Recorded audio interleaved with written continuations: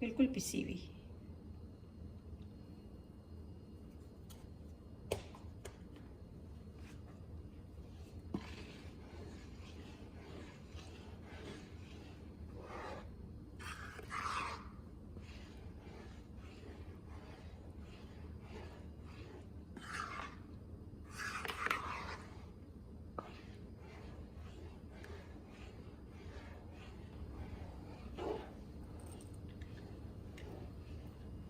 Pinch of saffron,